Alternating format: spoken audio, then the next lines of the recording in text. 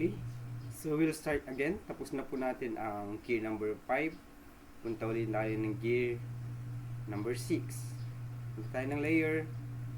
Okay, ilalak po natin yung gear number 5. Make a new layer, rename it, double click, mag-highlights po yan, and then rename natin siya into gear number 6. Okay, first, zoom natin siya ng maayos, camera. The next dyan is gawa tayo ng guide. Paano ilabas tong guide? Control R. Ayan, Control R natin. Mag-hide.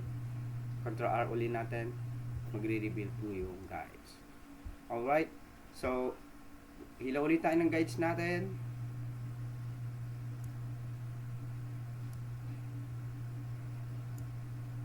Ayan. So, may guides na tayo. Tulak guides. Control Alt. Semicolon. Okay, so bilangin uli natin ang ngipin. So, itong vertical and horizontal natin ay meron na po tayong 4. Bilangin na lang po natin to. 1, 2, 3, 4, 5, 6, 7, 8, 9. 9 times 4, 36. Plus 4, 40. 40 ng ngipin po. So, punta tayo ng eclipse. Shortcut key is L. Gawa tayo ng eclipse sa gitna. Outer na eclipse.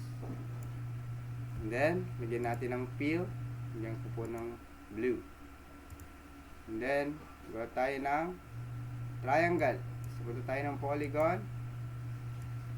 Yes. Triangle po, tapat lang po natin siya dyan. Nakatapat po dyan. Ulitin po natin. Ganun. Triangle. Yan. Okay. Then, scale natin ng gano'n. Alright, so hindi nakatapat, itapat po natin yan.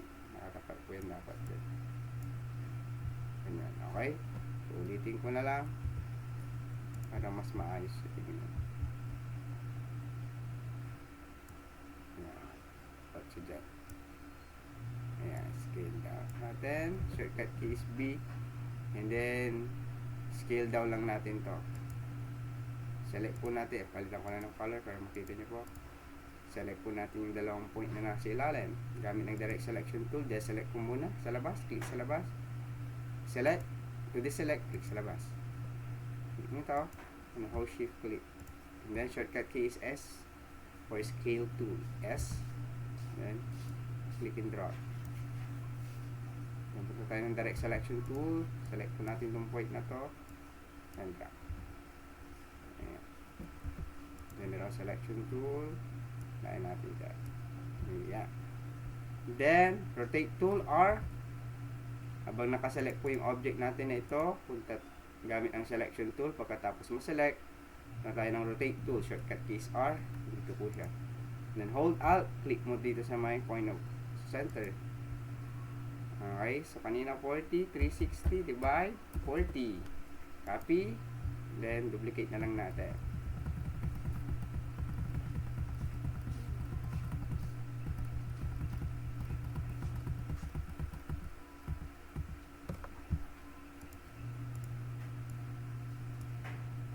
Okay, and then unite. Oops, no. Shape modes pala, unite. Una. Then, drop down po natin yung main layer po natin. Lalabas po yung sub layer. Hide po natin yung key na ginawa natin. Gagawa tayo ng pangbutas natin, yung guide. Ang una dyan is gagawa po tayo ng salbabida. So, tayo ng eclipse and make a new layer. Yan. Then, transfer po natin yung fill colors, stroke na walang naka-disable. Shift X. So, pag ginanon mo ang Shift X, mababaliktad siya. Kanina, kasi ang properties niya is may fill siya, tapos naka-disable yung stroke. Pag Shift X mo, ang madi-disable dyan, yung fill, yung stroke mo is activated. Alright? So, lalakayin ko po yung stroke. Wait.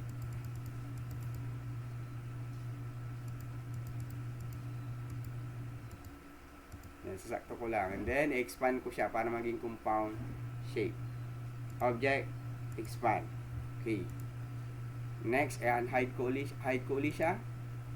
Next, gagawa tayo ng linya. Ito, 1, 2, 3, 4, 5, 6, 7, 8. Ang shortcut key ng line segment is backward slash. Ito po siya. So, gagamitin mo siya, click, naka-hold yung click, and then drag. Ngayon, para mag-snap siya vertically, hold shift. Yan. Then, lalagyan natin ng stroke weight. Oops, nawala yung selection ko. Select ko lang po yan. Then, lagyan natin ng stroke weight. May gumuwi dito. Alisin ko lang yan. Then, gagawin natin siyang shape.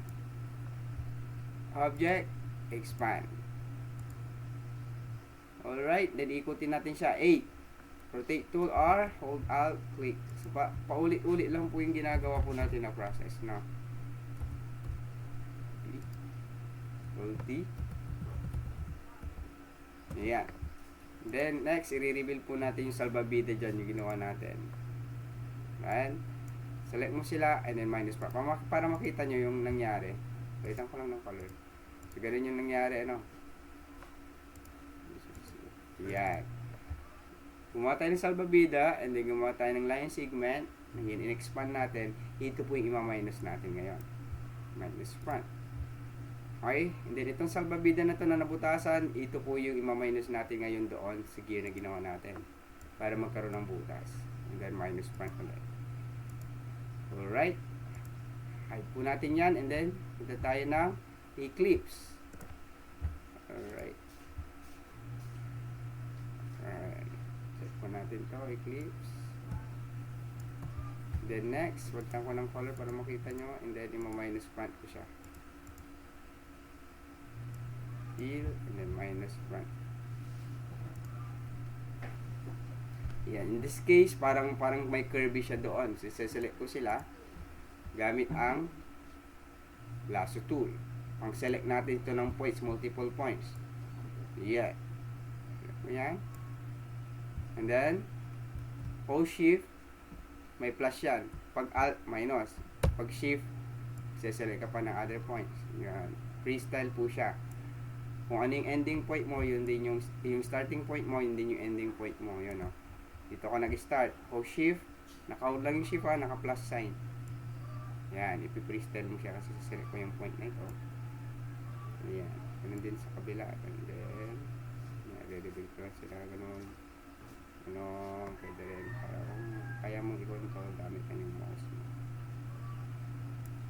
And then next, direct selection tool. And then, drag natin yan. Ayan, so nag-curve na. Ganun din sa kabila. Gamit tayo. Deselect mo muna natin. Selection tool. O para ma-deselect mo sa shortcut, Ctrl-Shift-A. Ayan, para ma-deselect. Punta tayo ng lasso tool, which is yung shortcut is Q. Then, select po natin itong points nito. Ayan nga natin select. Pag ginanon mo kasi, sasama itong points ng nasa inner circle. So, dapat hindi natin yan ma-select. Deselect, Ctrl-Shift-A. Select ulit natin ito. Ayan, dito lang muna. Ayan.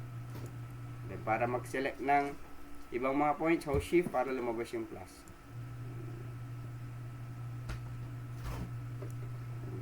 Hold shift. Ayan. And then, palit tayo ng tool. Direct selection tool, A. Then, dito po tayo. Yan. Okay. So, nagaya na po natin. So, tapos na po tayo sa gear number 6.